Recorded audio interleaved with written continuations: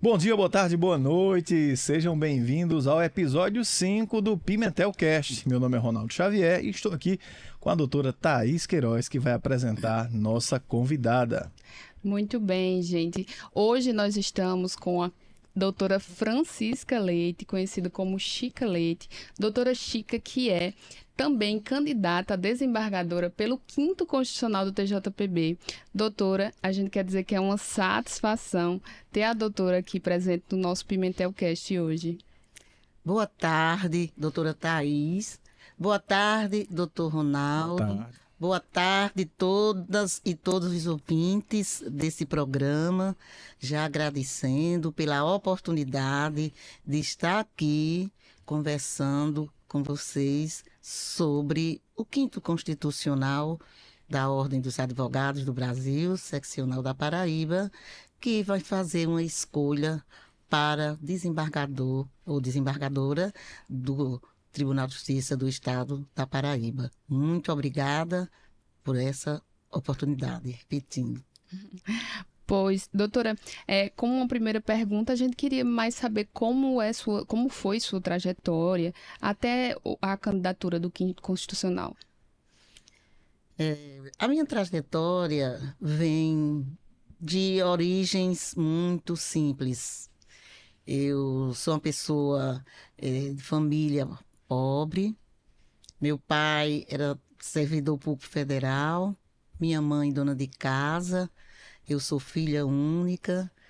Meu pai, uma pessoa analfabeta, minha mãe também. Hoje falecidos, porém me deixaram uma herança, eu diria, muito boa, que foi a educação. Acho fundamental a educação para que nós nos tornemos pessoas humanas, mais com um olhar coletivo, no plural. Eu estudei em escolas públicas, depois, na idade já adulta, que entrei na universidade, passei no curso de Direito, vestibular de Direito, fui fazer faculdade, com muitas dificuldades inerentes da própria situação econômica. O pai, quando faleceu, nos deixou, eu e minha mãe, não é, digamos assim, numa situação muito difícil, né? Que nós tínhamos, pelo menos, uma vida muito simples, mas vivíamos com muita dignidade. Depois, quando ele faleceu, minha mãe não tinha uma profissão remunerada e tivemos que ir à luta. Eu ainda muito jovem, na adolescência, trabalhei no mercado, em todas, digamos, eu diria, profissões à época. Eu trabalhei para assegurar a nossa sobrevivência. Mas aí, passado isso, estava na universidade, né? Quando eu menos esperei, estava na universidade, fazendo o curso de Direito e toquei minha vida para frente. Lá conheci o meu esposo, que somos marido e mulher há 37 anos. E ingressei depois que tive o meu primeiro filho no mercado de trabalho como advogada. Porque desse tempo, eu tenho 38 anos aproximadamente de formada em Direito. Certo. E uns 25 atuando como advogada. Chegamos aqui em 89. Eu trabalhei durante aproximadamente uns 4 ou 5 anos no escritório modelo da Universidade Federal da Paraíba. À época funcionava no Fórum Cível, aqui da nossa capital, que fica em frente ao Pavilhão do Chá. Sim. Encontrando lá uma amiga que me convidou para fazer esse trabalho voluntário. Foram quase 5 anos de trabalho que me dediquei muito e aprendi realmente a conviver com a advocacia e ver todos os problemas existentes que até hoje existem, nas dificuldades, para que nós, né, possamos exercer a nossa profissão com mais, né, com dignidade. E pertinho da OAB, né, o Fórum Cível, não é? Até hoje. Sim.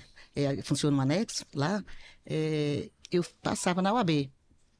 E quando havia evento, eu ficava sempre atenta nos eventos. Entrava, assistia os eventos, mas assim, não era muito bem entrosada, porque eu sou sertaneja, e vim do interior, aqui eu não tinha, como diz a música de Belchior, eu não tinha parentes importantes, ninguém me conhecia. Sim. E senti muita dificuldade, de verdade.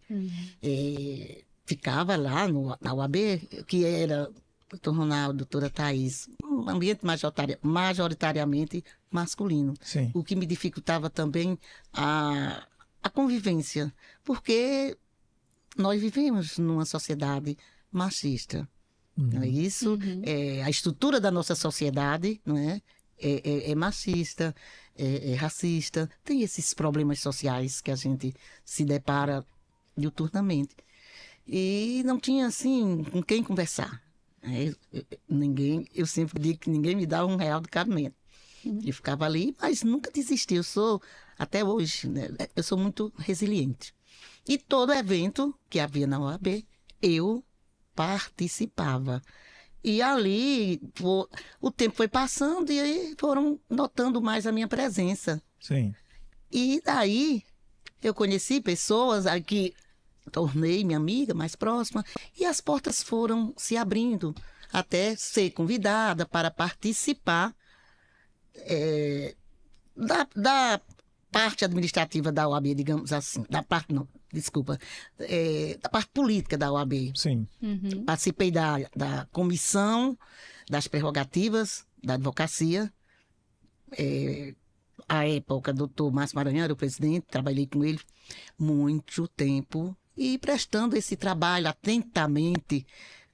Fui estudar, ler o Estatuto da Advocacia, o Regimento Geral do Conselho Federal da OAB, o Regimento Geral da nossa seccional, para me capacitar e prestar um bom serviço, não é, à advocacia. Depois participei da Comissão de Direitos Humanos, que é um ponto para mim muito forte, Sim. que eu me preocupo muito, ter esse olhar sensível às causas também sociais, que a OAB não só cuida da pauta da advocacia, não é? Também guardiã da Constituição, não é? Consequentemente, também tem que ter um olhar para as causas sociais, né? Principalmente as identitárias, que até hoje eu cuido. Então, depois fui conselheira estadual, aí já num processo mais avançado do ponto de vista de entrosamento dentro da ordem. Sim. Fizemos um trabalho importante do ponto de vista de honorários, inclusive advocatício. À época presidia essa comissão o doutor Tiago Leite. Sim. E nós juntos fizemos um trabalho, uma campanha, encampamos uma campanha nacional intitulada Advogado Valorizado, Advogado Valorizado, Sociedade Fortalecida, Cidadão Fortalecido. Sempre com esse olhar direcionado Sim. para os advogados, porque existe um problema muito sério até hoje, que é essa questão do arbitramento, não é? De honorários. Né? Um dos pontos, né? E depois fui para a Comissão de Direito de Família e Sucessões, que é uma área também que atuo, Direito de Família e Sucessões. Certo. Fui para a Comissão Nacional como secretária-geral da Comissão Nacional da Verdade do Conselho Federal da OAB. Fiz um trabalho muito importante também de pesquisa, de estudo nessa temática, não é, do racismo. Fui a autora da comissão, que até hoje, logicamente, existe e é muito boa, de combate à violência e impunidade contra a mulher, da Seccional da Paraíba. Deixei esse legado, trabalhamos e até hoje somos muito demandadas, né, com relação a esse problema da violência contra a mulher, que nós sabemos que é um problema crucial. e é um problema que aflige não só a advocacia, como a sociedade, como todas as famílias, principalmente aquelas famílias que perderam suas filhas, não é, para a violência doméstica e familiar. Depois também fui contribuinte, digamos assim, do projeto que criou a Rede de Sororidade. Sim. Foi um projeto que nós nos adentrávamos, eu e mais uns 5, 6 colegas advogadas, e que depois esse projeto da Rede de Sororidade se transformou em um órgão da seccional. É um órgão que congrega toda a advocacia feminina. Quem aderir, quem achar por bem contribuir, tem um órgão muito especial para as mulheres advogadas ou não, estagiárias também, para que nós possamos ver o que está acontecendo em torno da atuação das mulheres no âmbito da sua profissão, que nós sabemos que não é fácil o começo da carreira profissional da advocacia, principalmente para nós mulheres. E esse órgão tem um olhar também muito sensível para essas causas. Ultimamente estava presidente da Comissão de Combate ao Racismo e Discriminação Racial, Sim. da UAB, que tive que pedir a minha exoneração para assumir essa candidatura que ora estou pleiteando. Então, a minha trajetória é de muita luta e conheço a advocacia, eu digo modestamente, muito bem, e sei do que é preciso mudar para que nós possamos exercer o nosso ofício com muito respeito, com muito zelo, com um tratamento condizente com a nossa atuação.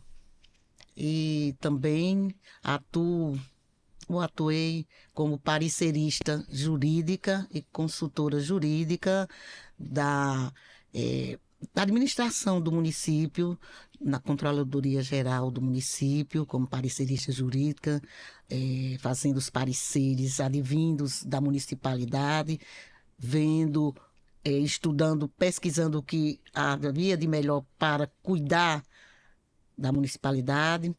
Depois fui chefe da Ouvidoria Geral do município, também como parecerista e consultora jurídica.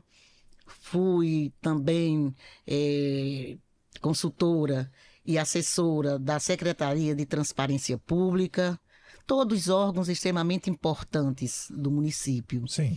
E me preparava, e como assim me preparo, para dar o melhor de mim onde quer que eu esteja trabalhando.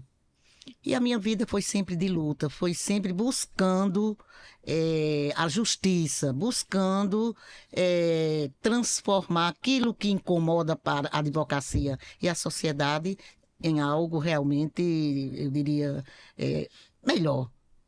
Por uma advocacia mais fortalecida, mais respeitada, que é o que nós merecemos, é o que nós somos e o que nós merecemos ser bem tratadas. Doutora Chica foi presidente também da sororidade, não foi isso? Foi, doutor Ronaldo. Eu sempre tive essa curiosidade de saber como é que a sororidade nasceu e qual eram as diferenças entre o trabalho da Comissão da Mulher Advogada e a sororidade. Se elas se ajudavam, como é que funcionava essa questão? Doutor Ronaldo,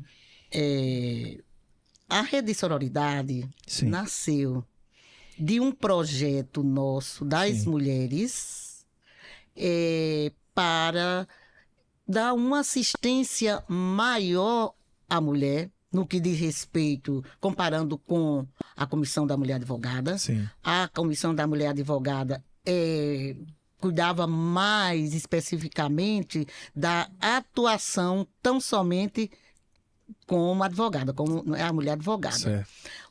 A Rede Sororidade cuida da atuação das mulheres advogadas, Sim. das estagiárias e da mulher, digamos assim, não advogada, a mulher cidadã, Sim. principalmente no que pertence à violência contra a mulher. Entendi. Então, é um trabalho Mais amplo. mais amplo que trabalha integrado Sim. com a Comissão da Mulher Advogada e com a Comissão de Combate à Violência e Impunidade contra a Mulher.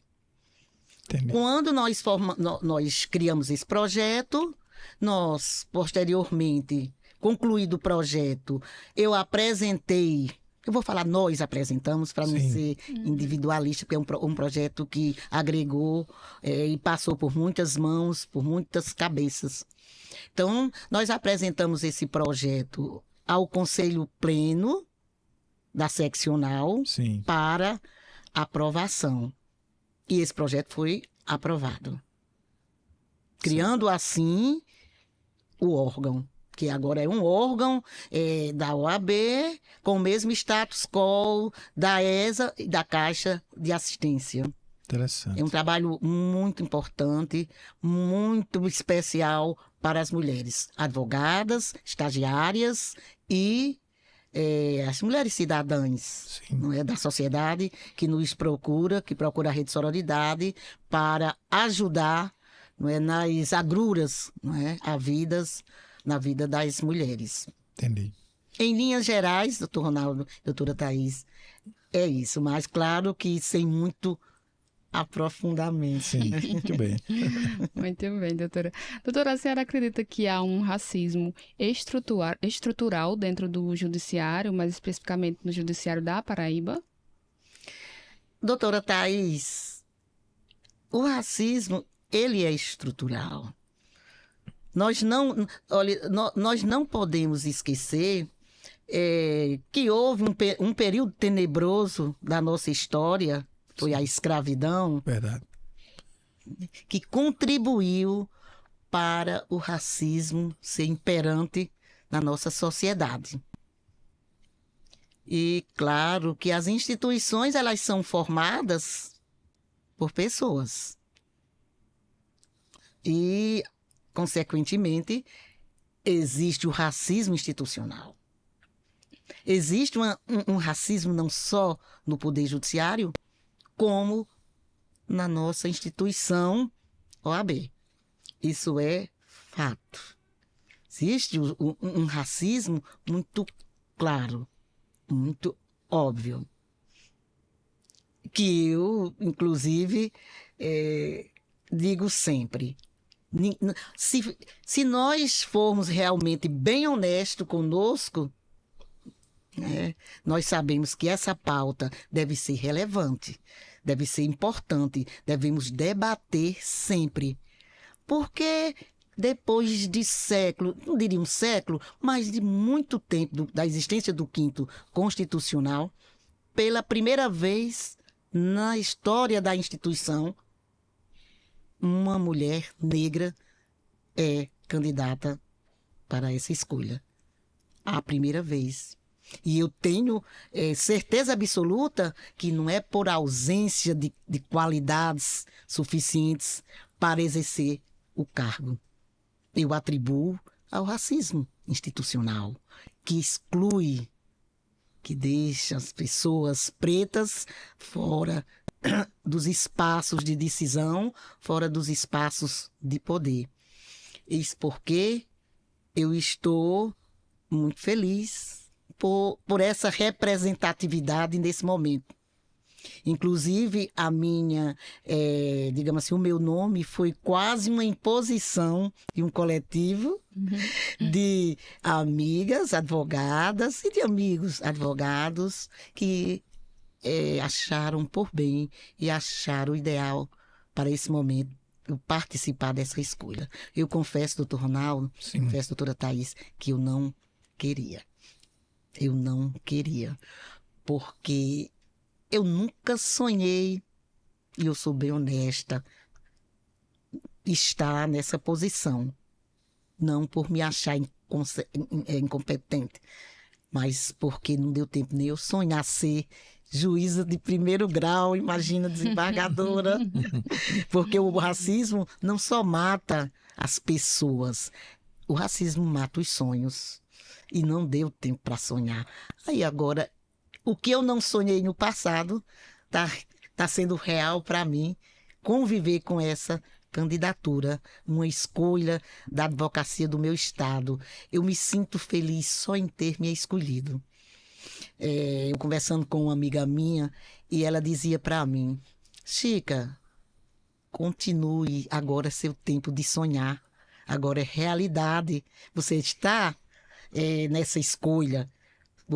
O ponto de partida é importante, não importa o ponto de chegada. Verdade. Não importa se eu não vou chegar no topo. Eu sei que eu estou aqui na base. Estou aqui muito satisfeita, porque é fruto da minha trajetória, é fruto da minha luta. Com certeza. Doutora Chica, a doutora é uma sertaneja de Souza. E a doutora nessa campanha já deve ter ido ao sertão, pedir votos. Hoje, qual é as dificuldades da advocacia sertaneja? E se a doutora chegar ao cargo de desembargadora, o que é que poderia ser feito para diminuir a aflição, a dor, a dificuldade do advogado, da advogada no sertão? Doutor Ronaldo, esse trabalho com o sertão, essa minha ligação é uma questão de primar pelas minhas origens. Sim. Eu sou sertaneja. Eu sei do sofrimento que é viver no sertão, trabalhar no sertão, principalmente na advocacia, Sim. para que flua o seu trabalho. É tudo muito difícil. Esse trabalho com a advocacia sertaneja, com o trabalho interiorizado, a interiorização da rede no sertão me ajudou muito a conhecer. E não é igual os problemas existentes na advocacia aqui, são maiores. Certo? E eu ouvi muitas vezes advogadas dizer que não tinha acesso sequer a conversar sobre aquele processo, aquela ação junto ao magistrado, né, responsável por aquele processo. Sequer era recebida no momento que estava precisando de uma palavrinha para tratar daquela ação. As portas muito fechadas. Sim. Certo? Isso não pode acontecer com a advocacia. A advocacia é uma função essencial à boa administração da justiça. Verdade. Não é verdade? Não pode o magistrado, um juiz, seja do primeiro grau, seja do segundo, seja desembargador, desembargadora, colocar uma parede e não ouvir, não escutar. Essa forma de receber o advogado ou advogada, realmente colocando travas, não é? Para não ter um diálogo entre advogado e juiz ou juíza, é algo desrespeitoso. E isso eu considero uma violação às prerrogativas. E existe muito isso no sertão. Certo?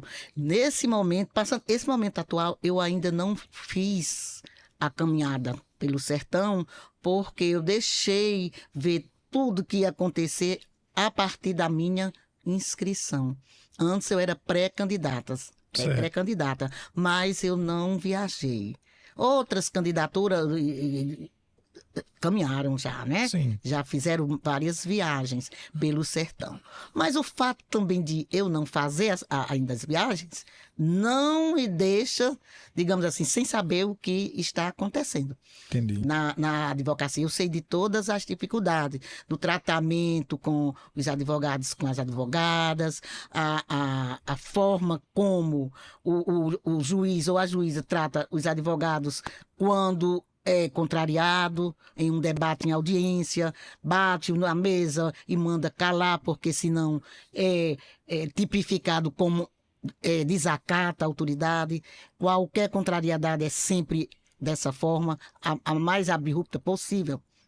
Entendeu? Acontece de violação com a advocacia. E isso não é permitido em nenhum momento. Não é? A advocacia precisa ser respeitada. Mas aí eu já estou com o meu roteiro, eu vou fazer as visitas, rever os meus conterrâneos, rever, conversar, escutar, porque a gente, antes de tomar qualquer decisão, não é? Qualquer, digamos assim, tem que ouvir, né? Tem que escutar. E eu vou Verdade. escutar e saber o que eles esperam, o que eles querem, o que é crucial para as mudanças e as transformações no Poder Judiciário.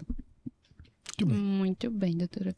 Doutora, a gente quer saber qual a importância da paridade nas eleições do Quinto Constitucional e qual a sua opinião sobre as cotas raciais. Doutora Thais, é extremamente importante.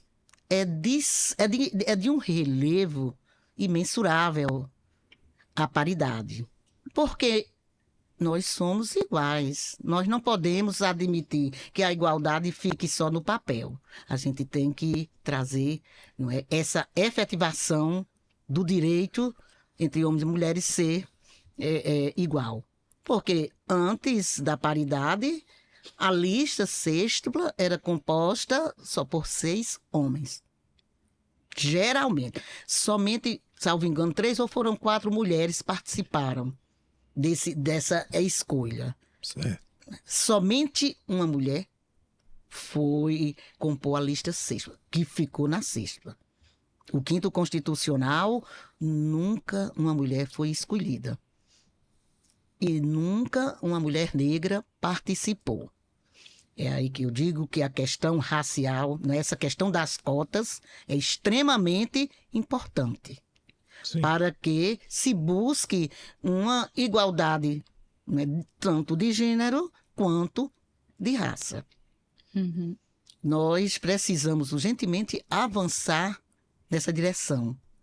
Sim. Porque uma parcela enorme da sociedade, né, uma parcela inscrita na OAB, uma parcela de 52% são mulheres. Certo.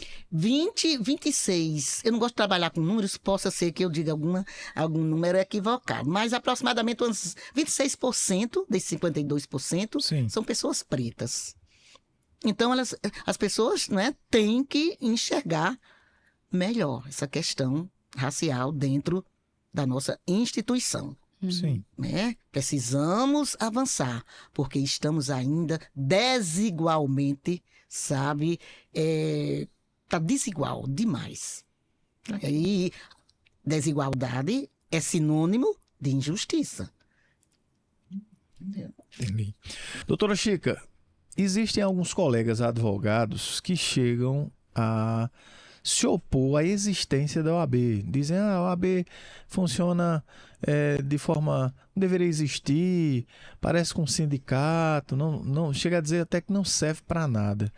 Como refutar uma ideia como essa? Que conselho a doutora daria para esses colegas? Eu diria para os colegas que reflitam, Sim. repensem essas ideias que eu considero um retrocesso. Sim. Porque a OAB é um órgão que representa a advocacia em todos os momentos, desde que seja demandada. Sim. A Ordem dos Advogados do Brasil é uma instituição de mais de 96 anos de existência. Sim. Se não tivesse prestando realmente um serviço eficaz à categoria, com certeza já seria, digamos assim, ex-OAB. Não, a OAB é presente. Eu, particularmente, tenho muito apreço pela instituição. Sim. As pessoas que estão à frente de todos os órgãos da OAB, da Caixa de Assistência, que é um órgão e é o braço social da OAB, Sim. que presta um trabalho fantástico, a OAB, a ESA, que é a Escola Superior da Advocacia, Sim. as comissões temáticas, a rede de sororidade, enfim, esse conglomerado de órgãos intimamente ligados com as seccionais, com as subseções, com o Conselho Federal, Sim. são atuantes, prestam um bom trabalho à classe de advogados, né, de advogadas. Eu particularmente, repito, acho extremamente importante a existência da OAB quando eventualmente acontece algum ato arbitrário por parte de autoridades que se julgam hierarquicamente superior aos advogados e às advogadas, a OAB, em sendo demandada, está à frente, dizendo não. É onde, como se diz, são feitos os desagravos, né, para proteção das prerrogativas da advocacia, bem como com o respeito à atuação dos advogados. Então, eu acho a OAB extremamente importante. Tão importante que é denominada, que é intitulada, que é chamada, que é sinônimo da Casa dos Direitos Humanos, não é? E da cidadania. Então, nós não podemos dizer que a OAB não serve para nada e comparar com outras instituições, porque é um órgão genuinamente ligado, sabe? Ligado aos advogados e às advogadas. Então, os colegas que pensam que a OAB não é eficaz, que não presta um bom trabalho, reflita, pare e acompanhe o trabalho prestado pela nossa ordem. Muito bem. Ok. Doutora Chica, nesses mais de 25 anos de advocacia, a doutora observou diversas mudanças. E dentre essas mudanças, nós tivemos avanços e mudanças mesmo tecnológicas. A doutora acha que isso foi bom para a advocacia ou a gente ainda pode melhorar mais? Doutora Thaís, a tecnologia realmente é um avanço e ajuda bastante, não é? Toda e qualquer profissão. No caso específico da advocacia, eu faço somente algumas observações, que à medida que a tecnologia avança, o trabalho tem que ser duplicado em torno das pessoas, dos profissionais, das profissionais, no que pertine à capacitação. Porque o novo sempre requer mudanças, não é? No que muda, o ser humano também tem que estar preparado para essas mudanças.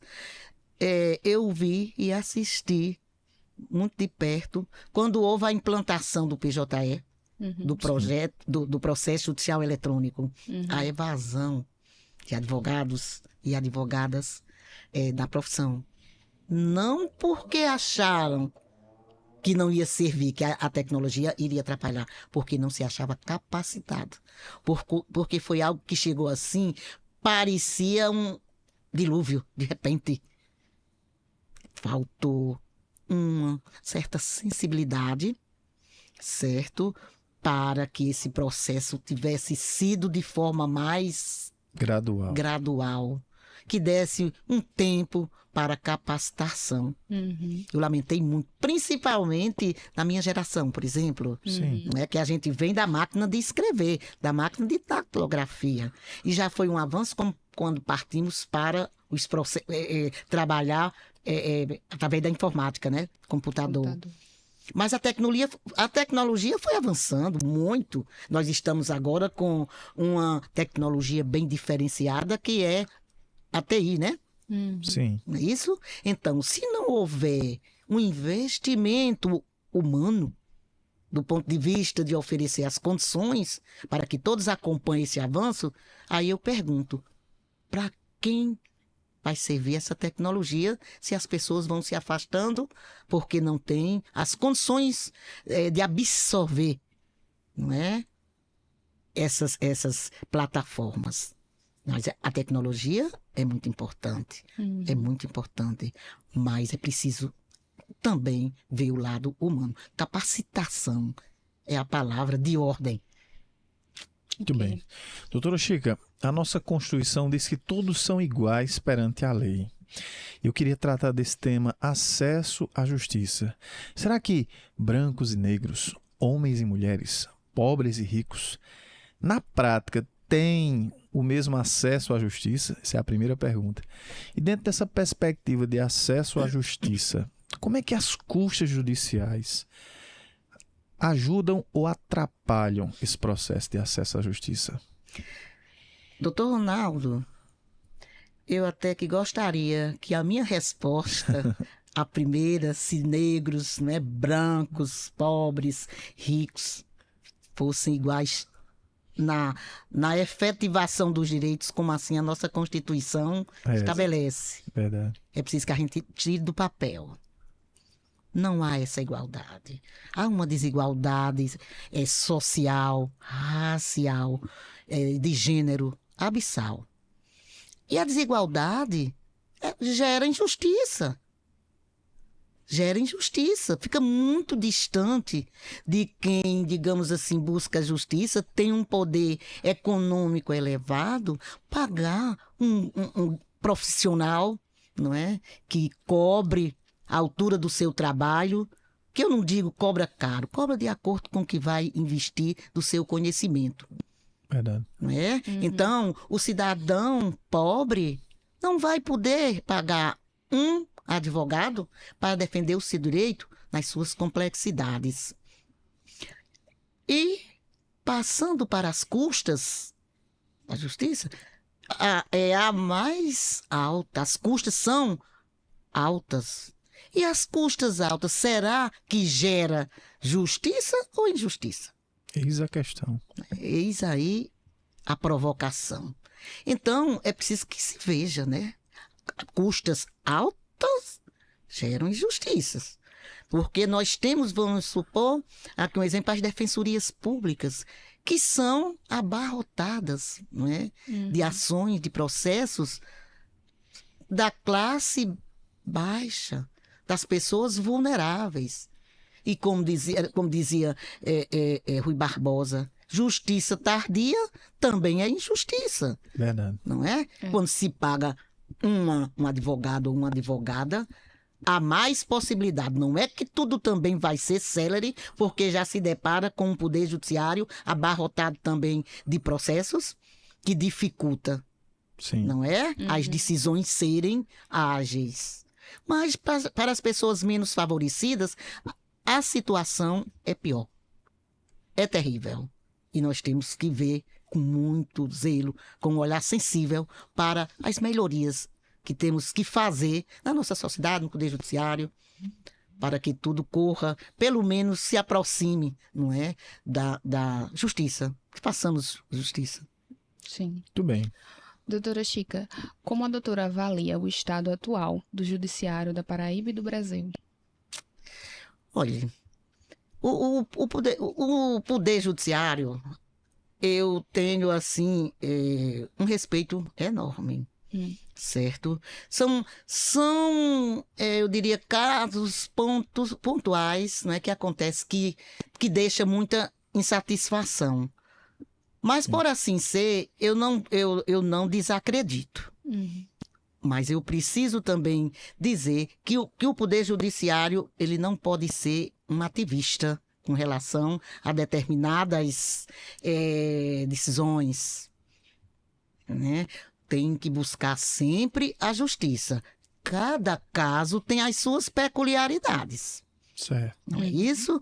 Ver com muito cuidado, com muito zelo, em se tratando de muitas vezes de clamor público, não é? Não pode ter um sentimento, não é?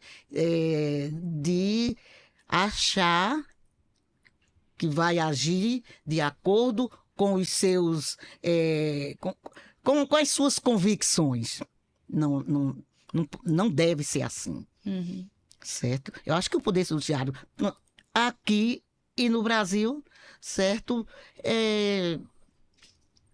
Precisa um pouco dessa sensibilidade, né? Para ver cada caso, né? tem suas diferenças. As sentenças, elas não podem ser iguais, né? Verdade. Com certeza. Doutora Chica, nos conte uma história nesses 25 anos de advocacia. A gente sempre pede para os nossos entrevistados contarem uma história que marcou, emocionante. Pode ser um caos também, uma história engraçada. E a gente gostaria de ouvi-la nesse sentido. Doutor Ronaldo, muito obrigada pela pergunta. E, ao mesmo tempo, às vezes me entristece quando eu falo. Sim. Mas eu não posso deixar de falar, porque foi realmente muito marcante na minha carreira. Sim. Acho que uns 15 anos atrás, como eu sempre fui muito envolvida em direito de família, né, e sucessões, chegou um caso muito emblemático. Sim. Na época, uma pessoa me procurando e já muito aflita. Quem não conhece uma pessoa aflita só em olhar o semblante, né? Só ao falar. E eu sou muito sensível. Se olhar para você, doutora Thaisa, eu sei se a senhora está ou não. Eu não sou sensitiva, não é assim, mas sou sensível. Sei. E essa pessoa chegou para mim com uma causa, uma relação homoafetiva, Sim. há 15 anos, 16 anos atrás. E me perguntava, com um olhar aflito, olhando para mim, a senhora é doutora Chica? Eu disse, sou Chica. Sim. Aí essa pessoa disse assim, doutora, eu já andei e procurei advogados para resolver uma causa minha. A senhora poderia me ouvir? Eu disse, posso. Vamos conversar. Aí conversamos. Sabe qual era a causa? Era uma parceria homoafetiva de uma relação entre dois homens. Uhum. E ele acabava de perder o seu companheiro. E eram duas pessoas, instruídas duas pessoas, cada uma tinha a sua profissão. E viviam amorosamente há 10 anos sob o mesmo teto. Uma relação pública e notória. E ao morrer o seu companheiro, ele ficou desamparado. Por quê? Porque a família do falecido chegou para angariar os bens. Que essa pessoa era solteira, ambos solteiros, certo? Os pais do que faleceu. E ele todo o patrimônio tinha sido adquirido na constância dessa relação. Ao contar, simplificando, não vou dizer nomes de maneira nenhuma, são uns 15, 20, acho que um tempo atrás. Acho que mais tempo. Aí a senhora tem coragem, quando ele terminou de fazer essa narrativa, a senhora tem coragem? Aí eu disse, e precisa? Aí eu notei que eu disse, precisa coragem, passe para mim toda a sua documentação, que eu vou fazer agora. Olha, essa pessoa começou a chorar de emoção.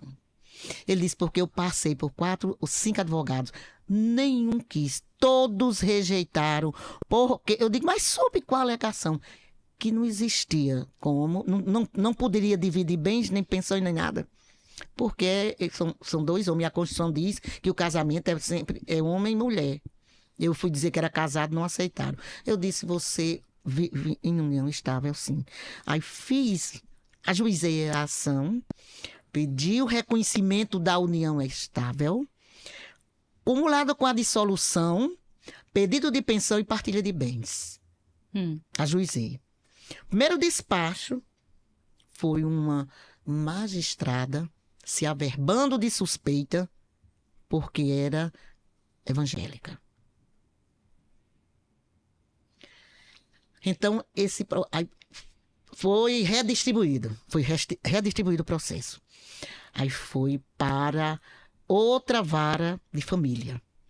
Eu ajuizei direcionado para a vara de família, porque esse sempre foi meu entendimento. Uma relação entre duas pessoas, mesmo do mesmo sexo, vivendo sob o mesmo teto. É uma relação de família. Sim. Então, foi para uma segunda vara. Não foi a segunda de família, foi para uma vara, né, digamos assim, redistribuída para outra vara de família. Certo. Era um juiz. E ele, no despacho, disse que essa ação não era da competência de família. Era de competência da vara civil. Sim. Não era família.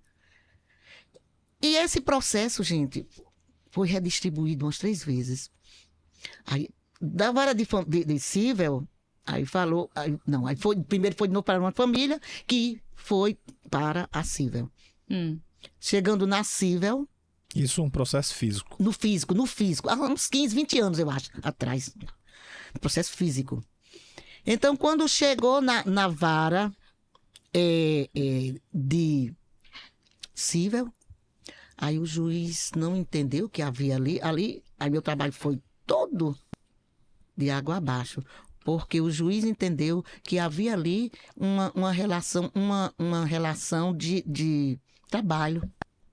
Tinha sido um trabalho que viviam, mas ele um trabalho. O que foi, veja o preconceito com pessoas menos favorecidas do ponto de vista econômico. O que tinha um salário menor trabalhava para essa outra pessoa. Não era uma relação entre marido e mulher. Aí eu recorri. Nessa via crucis, né, desse processo, voltou para a vara de família. E nós ganhamos a ação. O cidadão ganhou o seu direito. Hoje já se vê, com certeza, por conta das decisões também, né, do STF, tem muito material para se pesquisar e sabemos que, né, já é admissível, né? Sim. Mas foi uma causa que eu sofri muito, porque não havia, né, um sentimento humano. Então nós temos, né, tem que ter humanidade. Por ser uma parceria homoafetiva, isso não descaracteriza o ser humano, não é? E nem a relação. Isso até hoje eu não esqueço. Isso. O meu sofrimento, porque eu vi quase assim um direito ser sepultado por conta das convicções. A magistrada ou magistrado não pode julgar de acordo com os seus pensamentos, as suas ideias, a sua ideologia. Não. Verdade. Tem que respeitar, não é, o direito do ser humano. Com certeza. Doutora Thaís, estamos chegando ao nosso final do podcast. Vamos deixar a doutora Chica beber um pouquinho de água. Enquanto ela está bebendo água, vamos aproveitar. E você que está nos assistindo, lembre-se sempre de fazer o quê, doutora Thaís? Curtir, comentar e compartilhar para todos os amigos. Isso, então manda no grupo da família, manda lá pelo Zap, pelo Instagram, copia o link e ajude a divulgar esse trabalho do Pimentelcast, porque isso é informação de qualidade sendo levada e transmitida para todas as pessoas. Doutora Chica, chegamos ao nosso momento final. E esse momento a gente pede que os candidatos, olhando para aquela câmera 1, façam o seu pedido ao seu eleitorado, ao advogado, à advogada, para por que votar em doutora Chica. Muito obrigada mais uma vez, doutora Thaís, doutor Ronaldo, por terem me recebido tão bem, por esse acolhimento. Acho que a imprensa tem que ser assim, os meios de comunicação, dar essa abertura para que nós possamos, nesse momento, falar a advocacia. Eu pediria às advogadas, os advogados, o voto nesse dia 18 de setembro para a desembargadora do Tribunal de Justiça do meu estado. Confie nessa candidatura, confie nessa advogada, confie que eu tenho um olhar humano. Com certeza, as causas que forem chegando para as reformas no meu gabinete, com certeza trará justiça. Justiça social, justiça para todos. Porque Chica Leite realmente pensa assim. Vote Chica, vote 16. Muito bem. Muito bem, doutora. A gente queria agradecer a sua presença. Muito bom ouvir sua trajetória, suas experiências, não é isso, doutor Ronaldo? Isso, muito obrigado. E espero que a gente possa lhe entrevistar novamente já na lista sextupla, né? Quando sai o resultado, já está feito o convite aí, permitindo Deus, já coloca aí na agenda, não é isso, doutora Thaís? Isso mesmo, pode agendar que vai dar certo. Muito bem, chegando ao final do nosso programa, agradecendo pela sua audiência e lembre-se sempre, Pimentelcast. Até mais, gente. Até a próxima. Tchau, tchau.